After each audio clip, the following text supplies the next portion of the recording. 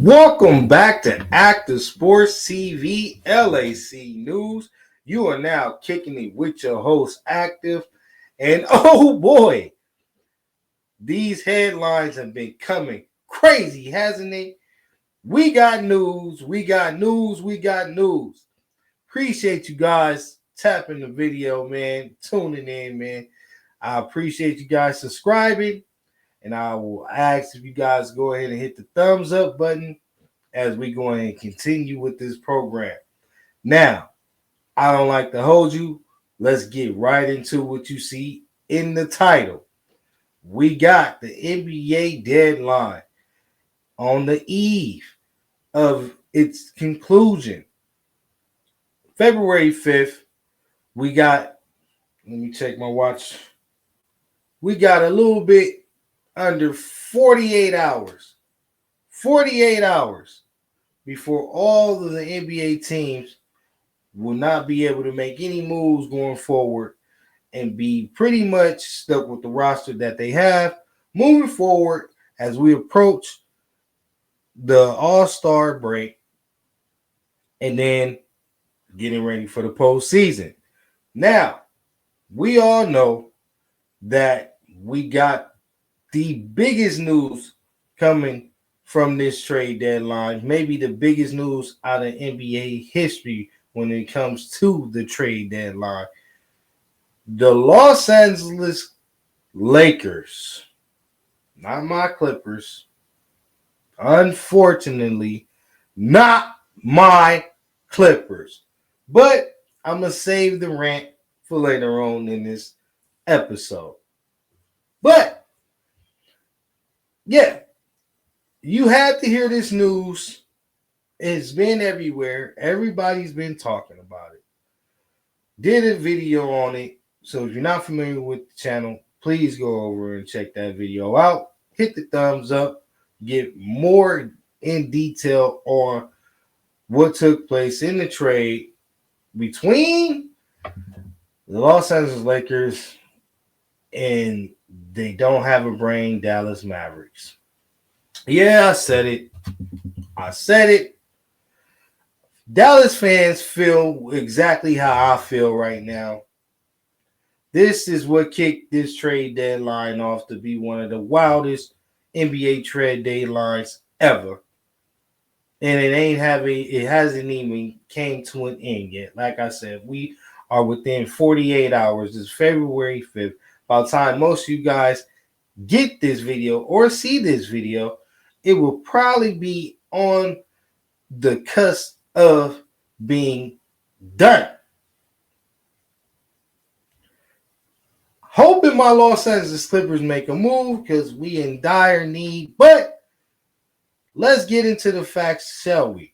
So, could not start this off without mentioning the blockbuster trade between Anthony Davis and heading towards the Dallas Mavericks and Luka Doncic heading to Los Angeles for pretty much pennies and nickels. Yeah, I said it, Nico. Nico Harrison, I don't know what type of GM you are, but oh my God, I'm so glad that you are not a part of my Clipper organization. There's so many things I want to unpack with this. A lot of conspiracies, a lot of people upset. I'm one of them. Let's go ahead and put it out there. I just cannot wrap my head around how a superstar, international global talent such as Luka Doncic, who has taken this franchise as such as who I'm speaking of, the Dallas Mavericks, to the Western Conference Finals before acquiring Kyrie Irving. So, battle tested, has carried that franchise since pretty much being drafted. Proven year in and year out. He's an all-star, only getting better. conditioning. Yeah, yeah. We can all point to that being an issue with Luka, but has it translated to him digressing in his game? I would not dare say no. I wouldn't fathom my mouth or my mind to even fathom the words to say that Luka Doncic is not getting, if not better, if not one of the best players to play this game as we currently watch it. In current time, he is probably, if not top three in the NBA right now. Nikola Jokic, Luka, SGA.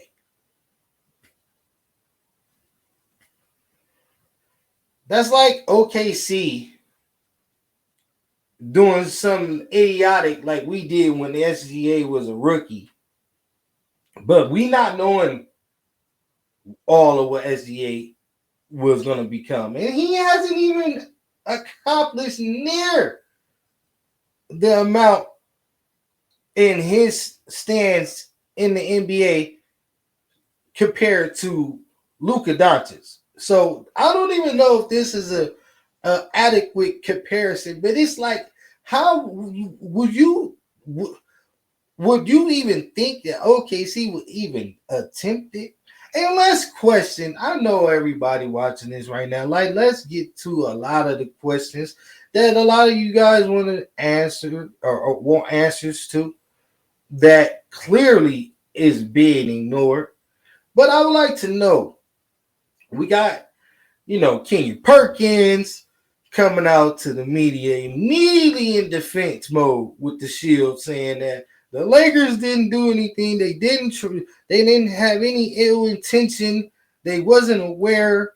It was something, like Christmas came in February, and there was no way that a deal of this magnitude we can turn it down for what they were asking for when we were seeked when it came to this trade. Nico, apparently, Harrison, was so disappointed in Luka Doncic this season after just coming off a finals appearance last season, after making big moves to get Kyrie Irving to team up with Luka Doncic, who before was already carrying the Dallas Mavericks. Nico Harris ignored all of that progress, all of that success, all that dedication, that loyalty to seek out one team, only one team in the NBA. It's 32 teams in the NBA, folks. Do you know what other teams, the haul, the value that Dallas could have gotten for Luka Doncic? Say we can go to Sacramento. If it's a fire sale in Sacramento, right? Let's just play hypothetical for right now. I'm gonna play Dallas GM for 1 second. I'm gonna be Nico, right? We're gonna give him the benefit of the doubt with his logic, with his. We know it's idiotic, but we stepping out of our shoes and we're gonna try to play Nico for a second, right? Because they're selling this to the media that in basketball fans such as me and you, that it's win now mode. The purpose of this trade was we are now moving towards Kyrie Irving championship window, and we're trying to make the necessary moves. This is Nico Harrison to win now. Now, I'm sorry. Last time I checked, getting to the finals was was a good enough roster to win now. I mean, you got Lively, Galford, you then acquire uh Klay Thompson to try to make a a big three, and you don't even see it all the way through to a full season. You don't give Klay Thompson, Luka Doncic, and Kyrie Irving a full season. Make it make sense. But I don't want to lose where I was going with this. I'm gonna play Nico. But what I beg to question is, if it's win now mode, why not hold your most valuable asset? The most proven asset in Luka Doncic. Now, Kyrie Irving is a champion, but he's a champion alongside another all-time great in LeBron James. Since then, Kyrie Irving has not won a ring. What has the media killed Kyrie Irving for these last couple of seasons? You teaming up in Brooklyn. Did you get it done? James Harden, Kevin Durant, Big Three, empty, fire sale, gone. Before that, it was Boston. Couldn't get it done. Isaiah Thomas came behind them, took Boston to the Eastern Conference Finals with young Jason Tatum at the time. So, what am I missing here? Kyrie Irving, the older star, 32, if I'm not mistaken, 32, 33. Don't quote me on that. I'm going off the head with it. But he's definitely not 26, 27 Luka Doncic, who's been, as I repeat, a bona fide superstar, a all-star since coming in the league. His numbers is comparison. He's on record right now comparingly to only LeBron James, who leads all categories. I don't want to lose where I was going. Please, audience, follow me. Follow me. Let's make this make sense. Nico, why me as general manager of the Dallas Mavericks, if I was looking to win now, right? Why not ship off your valuable asset and replacing Kyrie Irving with a De'Aaron Fox? Maybe seeing if that works. Seeing if De'Aaron Fox would like to come to Dallas, since he was already out. Sacramento already knew that. But included with De'Aaron Fox, you would have got 3 first-round draft picks, including second-rounders as well. And probably some additional pieces to go along with that. Well, you would have had to give away some additional pieces to go along with that. But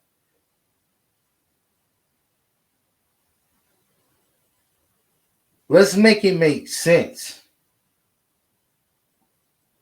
I'm not understanding the logic. And if you're not gonna trade Kyrie for De'Aaron Fox, which I believe Sacramento would have jumped for, unless they're just completely blowing it up. But say you went another route. Say the thing was you just want to get bigger, you want to shore up defense. Why wouldn't you shop the market with Luka Doncic to see at least what you can get back? I'm looking and trying to compare trades that's out there, and Sacramento got 3 first round draft picks for Darren Fox. If Darren Fox is worth 3, I'm automatically assuming Luka is worth 3, 4, possibly even 5. You give him away for one first round draft pick,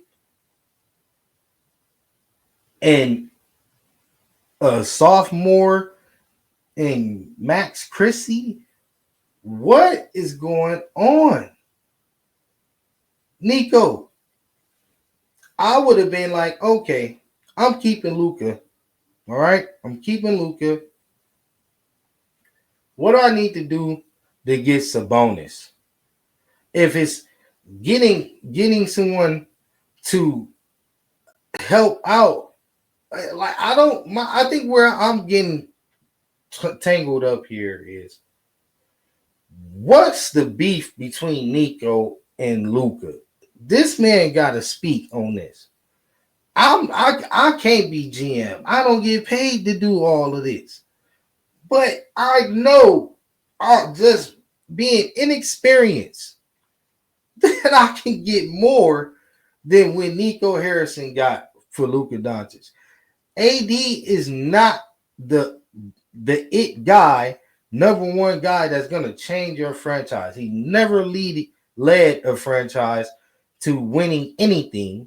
He's always been second on a great team, which has only been the Lakers. And what is he going to do outside of LeBron James? The same question being asked about Kyrie Irving.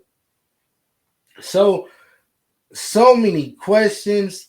It's a big circus, a lot of conspiracies, and rightfully so. A lot of people upset, rightfully so. You could have got so many things. You got multiple draft picks and a plug-in player right away.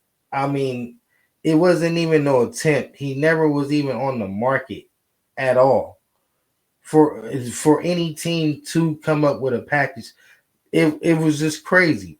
But moving on, the Lakers acquired Luka Doncic. Anthony Davis is headed towards Dallas, teaming up with Kyrie Irving, apparently to win now. So Dallas, I hope you fans out there put a whole lot of pressure on Nico, because he said it. This is a win now or bust, with the Lakers. They, it doesn't do nothing immediately to, make them contenders in the Western Conference. But in the long haul, they have definitely won when it comes to this trade, in my opinion. So, other news breaking around the NBA world around the trade deadline. We got Kyle Kuzma, somebody that was highly anticipated, being shipped off before this trade deadline came to an end, is now on his way to Milwaukee. Yes, Kyle Kuzma is on his way to Milwaukee. Let me go ahead and see if I can pull up the article and read it along with you guys, get into the details of this thing. Let me see how this is going to work. Bear with me. Apologies. But this is big news within itself. Kyle Kuzma going to Milwaukee to team up with Dame Dollar and Giannis Antetokounmpo. I don't know if this is going to make them the favorites in the Eastern Conference, but it's definitely something that is going to make them a lot more of a formidable opponent in the Eastern Conference when it comes to battling it out with the Knicks and those guys there. So let me go ahead and pull this up for you guys. Boston, the high powers in the Eastern Conference. So we got a report from NBA.com. Okay. This one's coming on NBA.com. Don't know the source on this one. Kyle Kuzma is headed to the Bucks and report swap to send veteran sharpshooter Chris Middleton to Washington. Sorry about that. Kind of hard for me to read it. Give me 1 second as I get to the paragraph.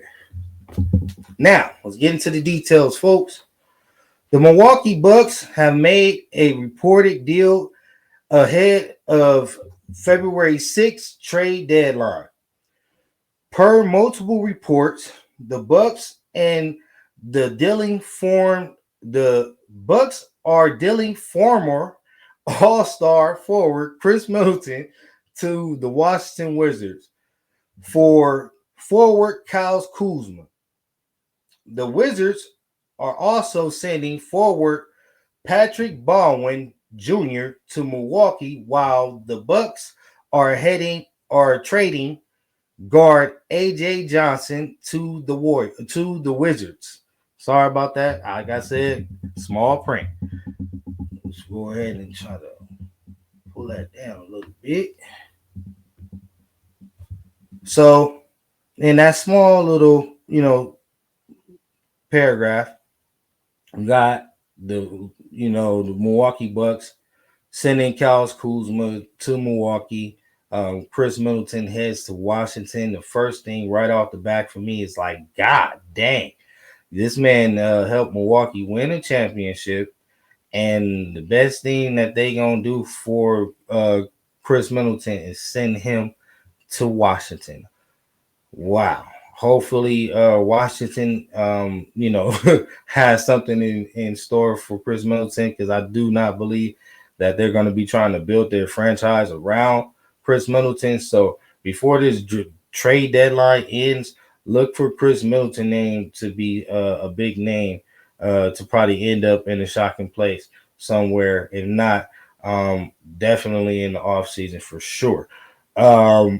Moving on to the second part of this paragraph, it says that the Wizards also will receive a 2028 first round swap from Milwaukee, while the Bucks will get a 2025 second round pick.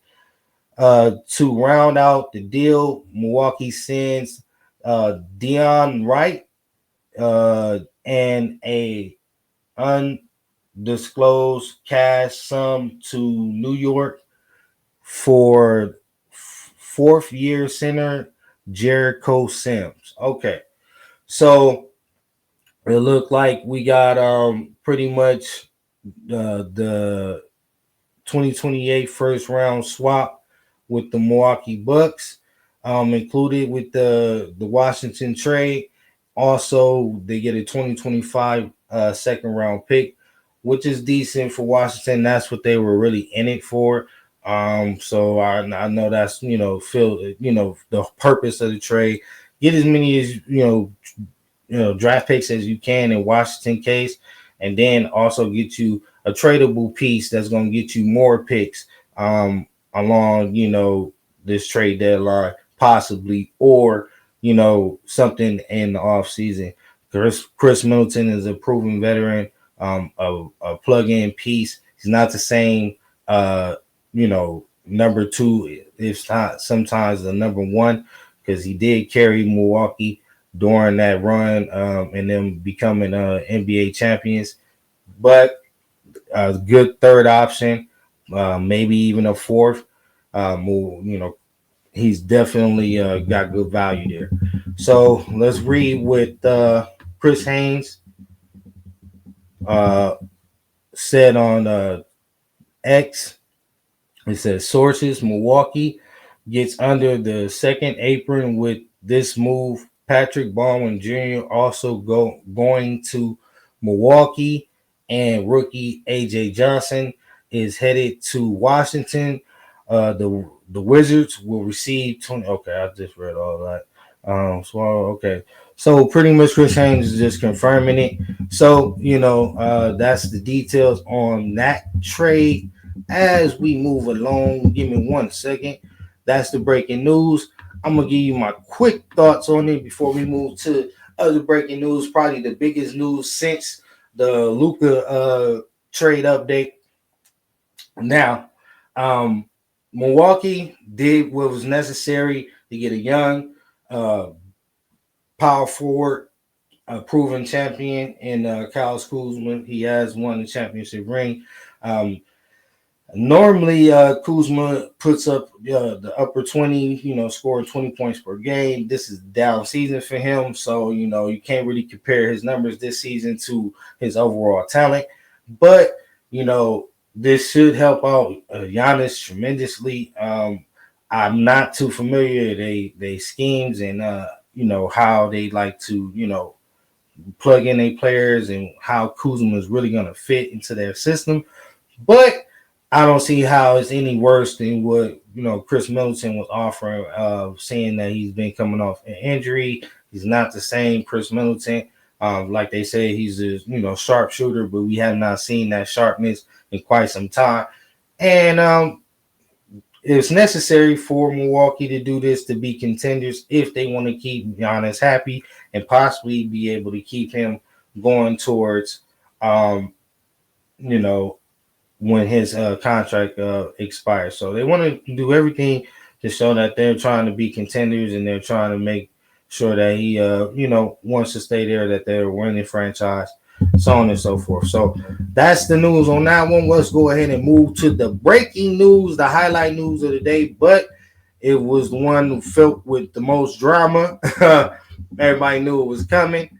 Jimmy is moving on, y'all. He's moving on. He's moving on. He's moving on. Let's go ahead and pull this thing up. Once again, we got breaking news. Breaking news. Breaking news. This one coming from CBS Sports, from Sam Quinn. Jimmy Butler traded to the Warriors, lands the Heat star Andrew Wiggins to Miami in another NBA blockbuster. So that's the headline. That is the title. Moving on. It says, now this is really small print. Give me 1 second, y'all.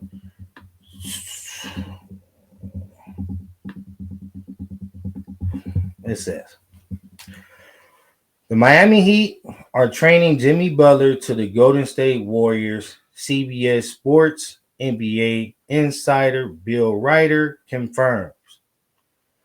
The deal comes on the eve of 2025 NBA deadline and will send Butler to the Bay Area in exchange for Andrew Wiggins, Kyle Anderson, and an unprotected first rounder.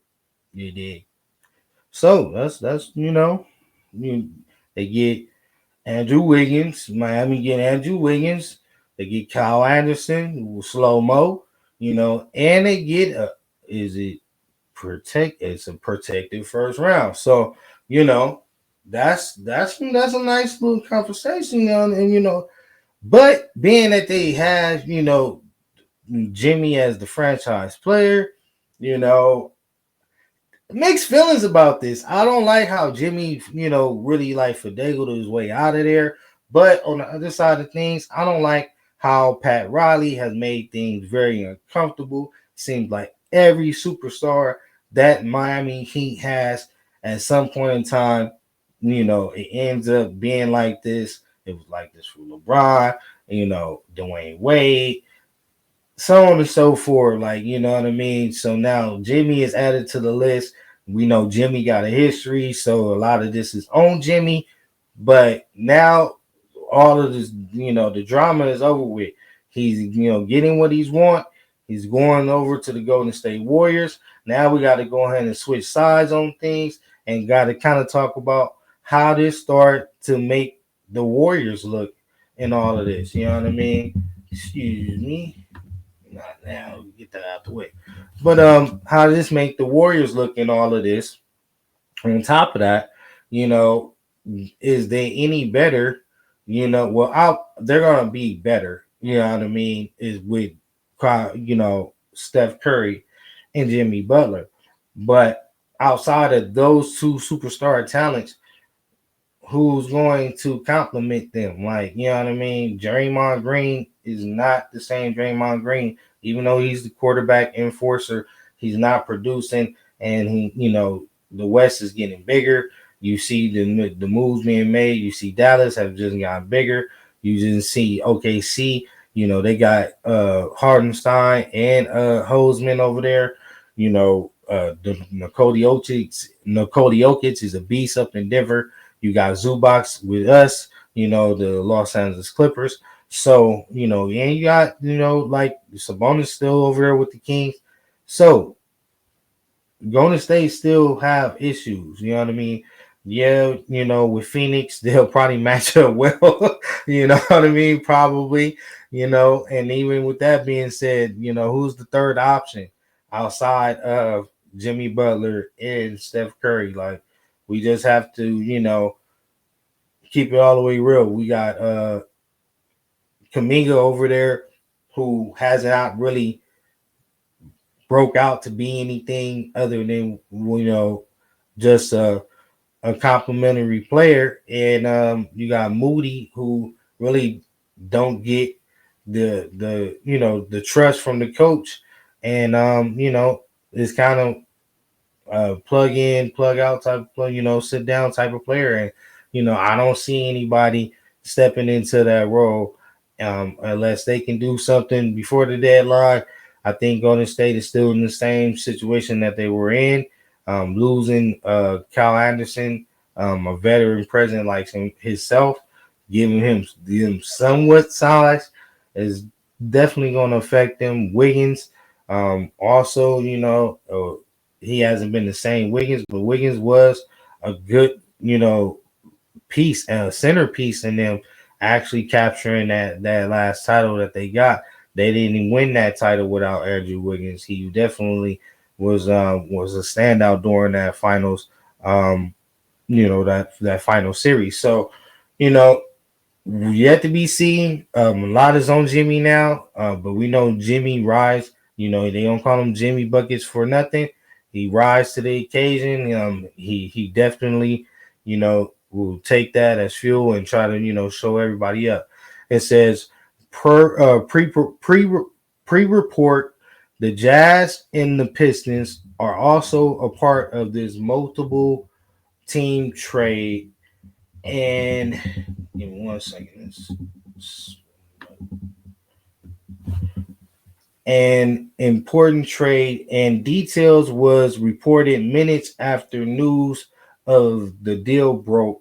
Butler and the Warriors have agreed to a 2-year, $1,011 extension.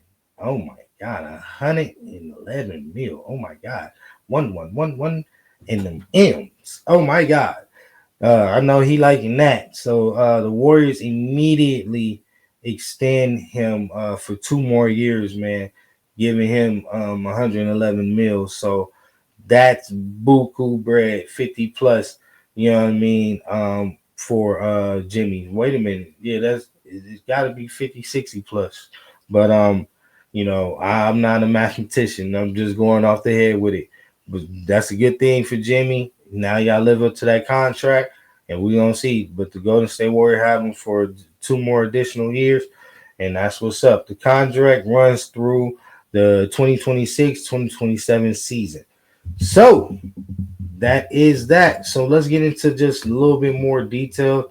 I'm gonna run off who got what, and then we're gonna go ahead and wrap up this article and talk a little bit about the recap of the Los Angeles Clippers, Los Angeles Lakers. Really wasn't too much to talk about. My team got slaughtered, but you got to do my due diligence. This is a Los Angeles Clipper channel. So yeah, we will definitely be talking about that and future things we should be doing headed towards this deadline. So getting into it, we got it says here, here's the report, here's the report dealt through. It has not been finalized. So this is not a finalized deal. This is just what I believe is being reported. So it's like here's what's being reported, but it's not finalized. So I'm assuming all of these players are not going to the designated team that you see here. But this is on Sam Quinn. I am just the messenger. Let's get to it. Miami received Andrew Wiggins, Kyle Anderson, and PJ Tucker in the 2025 first rounder. So somehow, some way, my Los Angeles Clippers filter trades to where the Golden State Warriors get Jimmy Butler, and all it took was the PJ Tucker. Man, we gonna make another episode about my Clippers and what we should do, man, before the trade deadline end. I'm not happy. Hopefully, they definitely get something cooking because this is not what it is. The Warriors received Jimmy Butler. Obviously, the Jazz received Dennis Schroeder, and the Detroit Pistons get Lily Waters and Lindy Waters and Josh Richardson. So that is the sum of it, guys. Let's go ahead and conclude that. Moving on. So we're gonna get into, obviously what took place at the Intuit Dome, which was not the normal Intuit Dome type of crowd, nor showing. It was just a real off everything. The Los Angeles Lakers was basically filled up with that Luka juice. It's like he came in from Space Jam and gave them all something. You feel me? His secret stuff from Luka, and everybody just rose to a different type of level on us. It was crazy. It was disgusting. I was embarrassed. Turn the game off, turn it back on because I'm a diehard. Didn't like the performance out of our starters. This one here is on Kawhi. This one here is on James Harden. Did not come through, did not show up as the superstars that they are. And, it is a trickling effect. When they see the stars not showing up, they didn't rise to the occasion. They get punched in the mouth and do nothing about it. That's exactly what the role players seem to do as well. Zubac did not, have a Zubac-like game.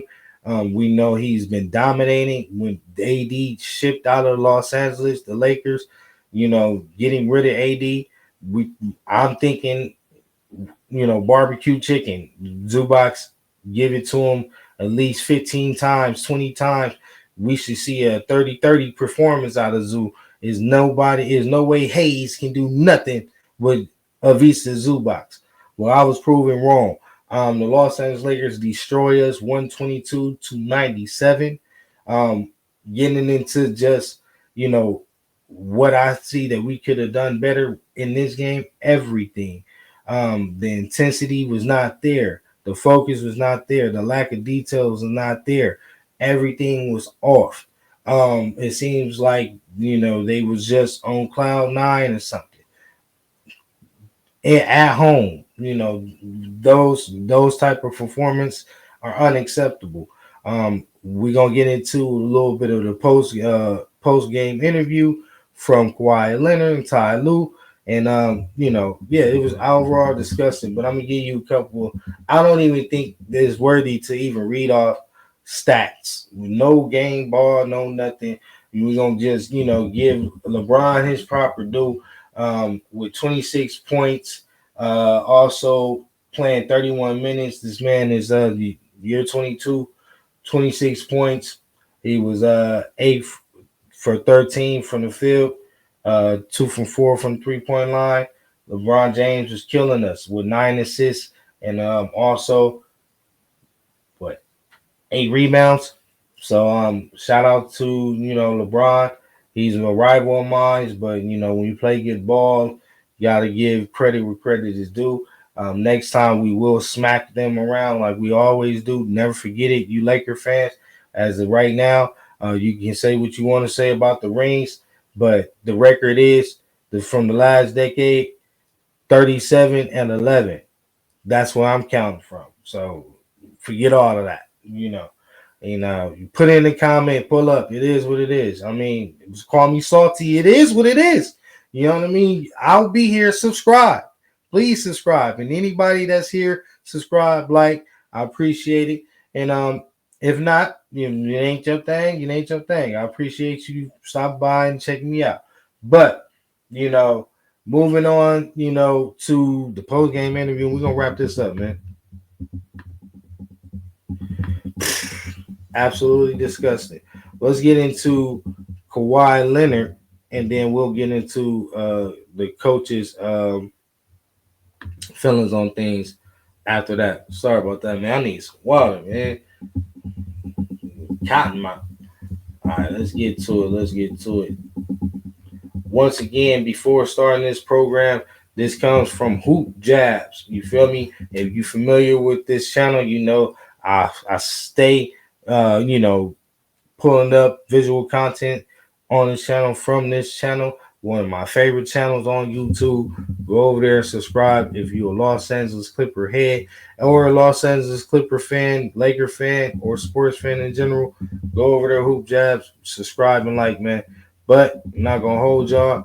Let's get into what Kawhi was saying, how he felt about the game, and what needs to be done.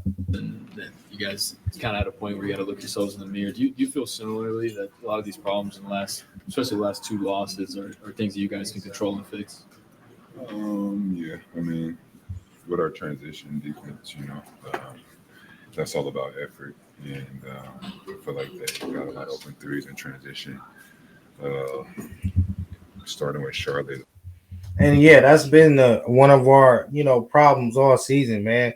It was like people was stopping, our players was stopping, man, and acting like they couldn't contest or couldn't cut the ball off, you know what I mean? They were just letting, any Laker get to wherever spot that they wanted to, and they were killing us with these transition threes.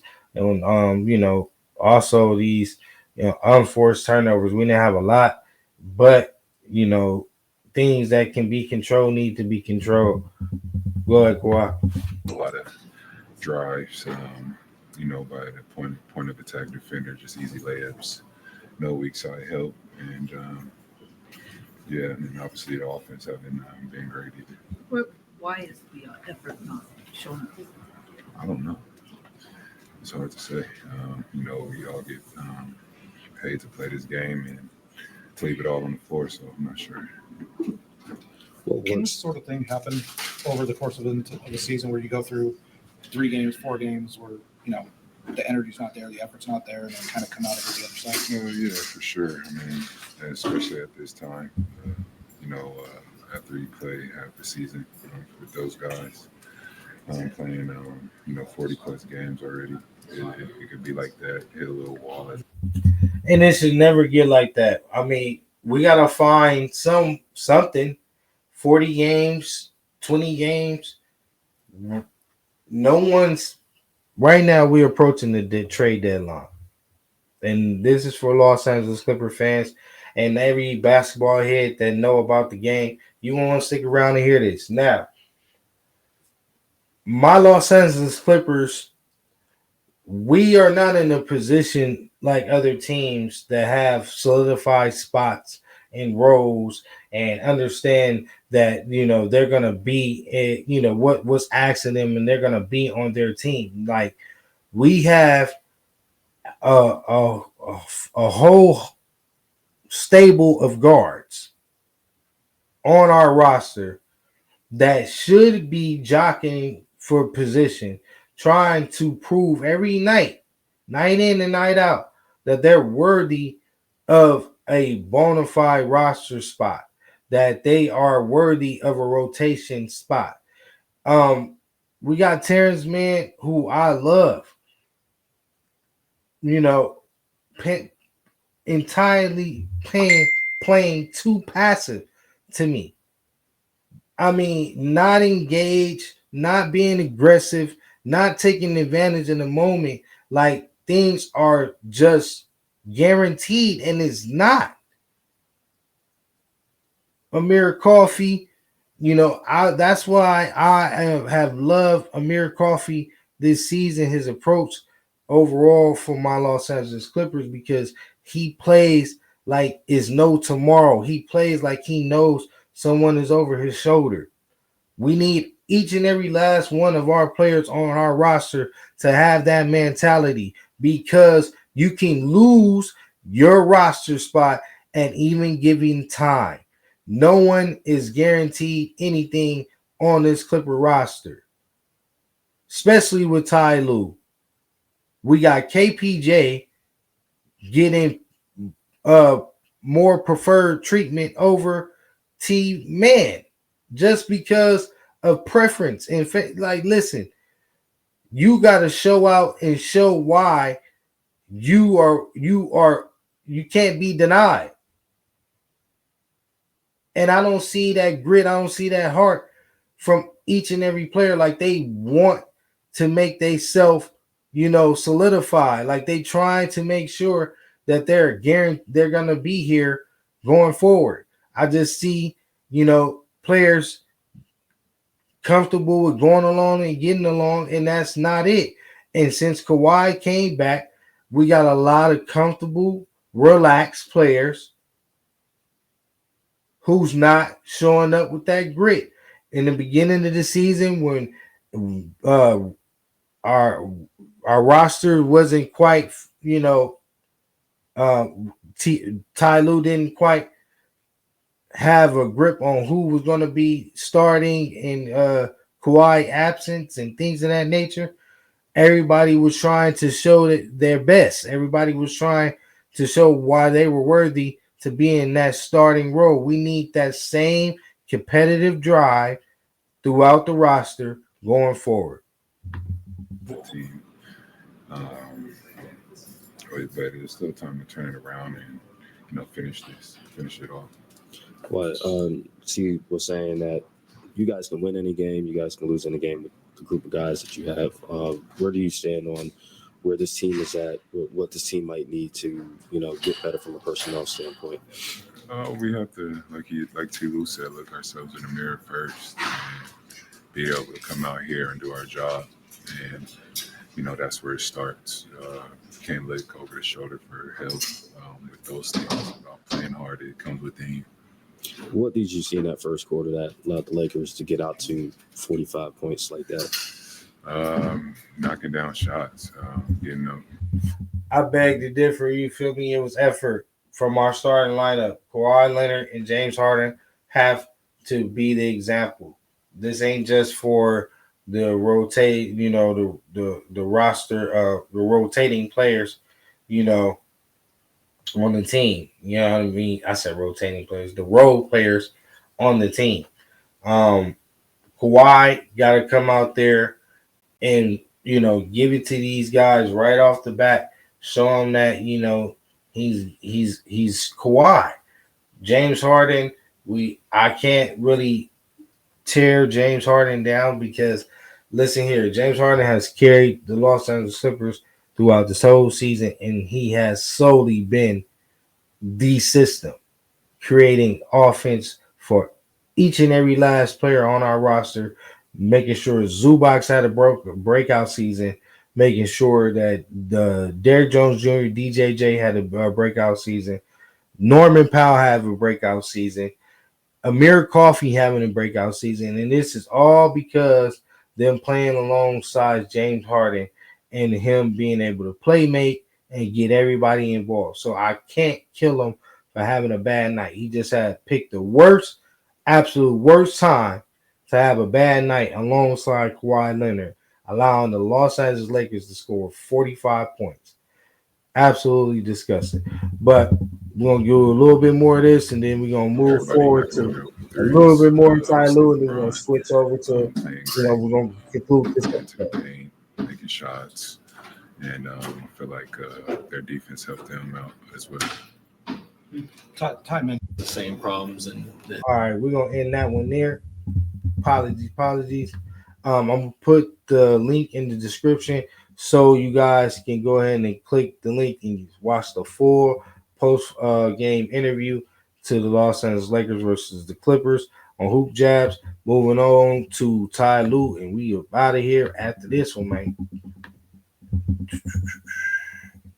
But yeah, Ty Lue, I question a lot with Ty Lue.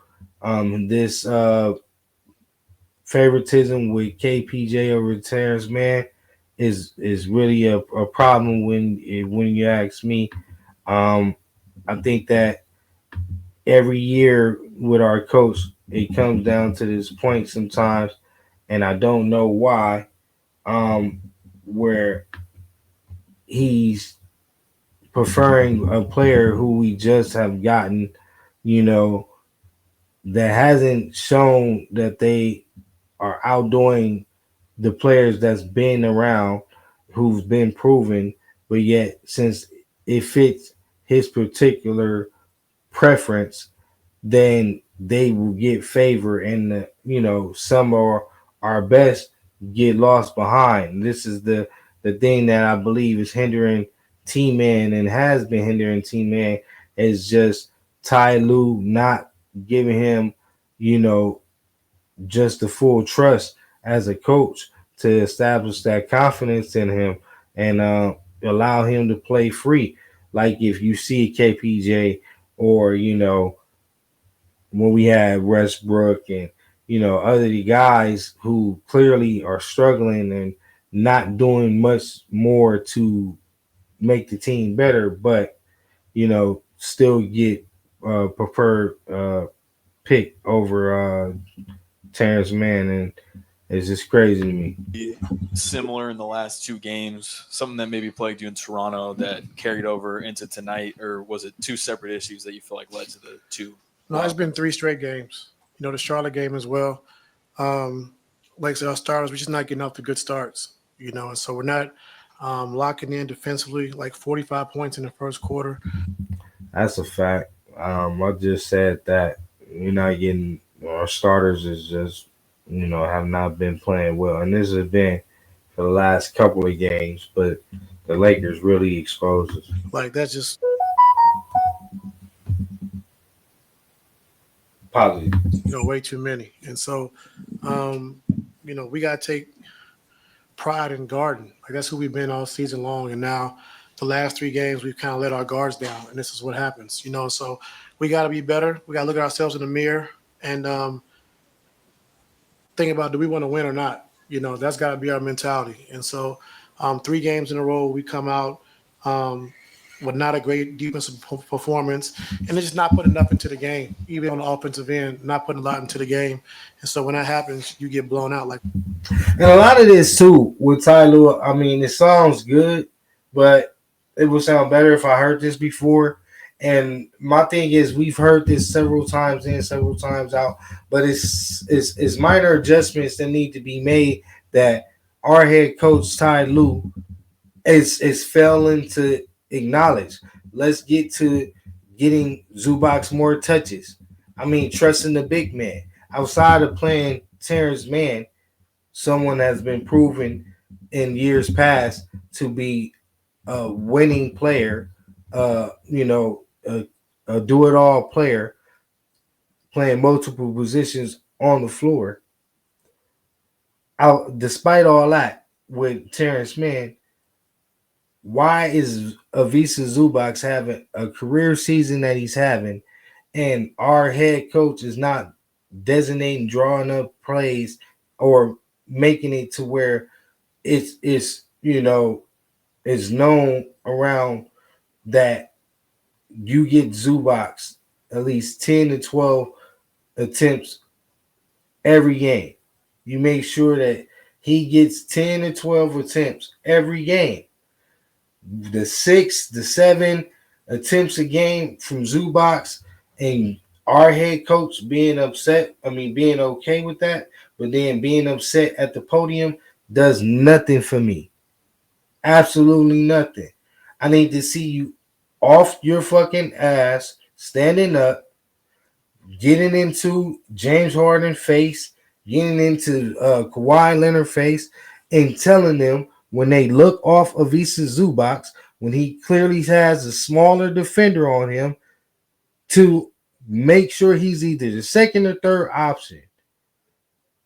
We got Norman Powell. I understand he's a scoring machine, but Norman Powell will be much more effective with Zubac drawing double teams. So, with that being said, these small adjustments can be fixed. We have real nice complementary pieces. The thing is, we need our coach to play them the right way. We need our coach to stop experimenting, be sure of what he's trying to do, and allow this thing to establish chemistry.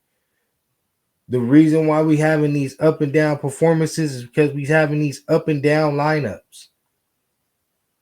KPJ is not something, not a player that I, favor over Terrence Mann. You whatever you want to say about it, yeah, he'll have certain skill sets that Terrence Mann does not have. But is he a winning player or not? That's all that matters with me. I know Terrence Mann is a winning player. I know he contributes towards the Los Angeles Clippers winning. KPJ, this is his first test run, and I'm not seeing that. Chris Dunn is more reliable. I mean, it's obvious that Chris Dunn is more reliable this season. So when it comes to creating and all of that, yes, we needed that before Kawhi came back. But now that Kawhi is back, we don't need too many cooks in the cookie jar. I mean, too many cooks in the kitchen. We got Norman Powell who can create his own shot. We got Kawhi Leonard that can create his own shot. We have James Harden that can create his own shot. And we got Zubac who can create his own shot, especially in the post. That's 4 starters. And then we have Amir Coffey. We have Nico Batum. Terrence Mann. These guys are also good role pieces. We can also stunt one of our starters. There's so many things Ty Lue can do, man. Like we did tonight. Based on the points that you're making, does it feel like more of an effort thing, a focus thing? Are those things easier to fix because they are Focus, intensity, effort, whatever you want to call it. We're not bringing it, and so, but we got to fix for that. Coach, there were a couple times defensively where it seemed like guys got lost cutting baseline for layups and dunks. So, I mean, I know you're going to talk to your guys about, but those defensive breakdowns, is that more of a mental thing for you guys? Because, I mean, guys are running by and their heads aren't even turning. Mental. We talked about it shoot around today. Yeah. Rui had 4 cuts on his last game, and he's been doing it all year long. And so we made a point of emphasis, like he's going to cut back door. Like, don't be surprised. And, yet again, we're surprised. So that's focus, and that's locking in, paying attention what you're supposed to do. And the live ball turnovers. You guys weren't able to get back again today, and they took full advantage of it. What is it that you guys turn the ball over, they complain to the refs and don't turn around and get back to help their guys? Well, what does that say about your guys? Well, we only had 9 turnovers, but it was the shots or shot selection and leaking out. We told him when Rui contests, he's going to keep going. We didn't get back in transition, so we didn't follow the game plan. And so, whether it's a lack of focus or preparation or we got to do a better job. But right now, like I said, the last 3 games, we just haven't been with it. And so we got to change that mindset quickly. All right, when that happens, do you need more practice time? Do these guys need to study the film better or more time in? We need to look ourselves in the mirror. Starts right there. Yeah.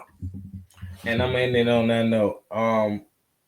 He's talking towards effort. I like how he's trying to light the fire underneath the players. Kawhi, agreeing with that as well. In his post-game interview, saying the same thing, that it starts with them. They know what we got to do. But one thing is that we have to, keep a note of.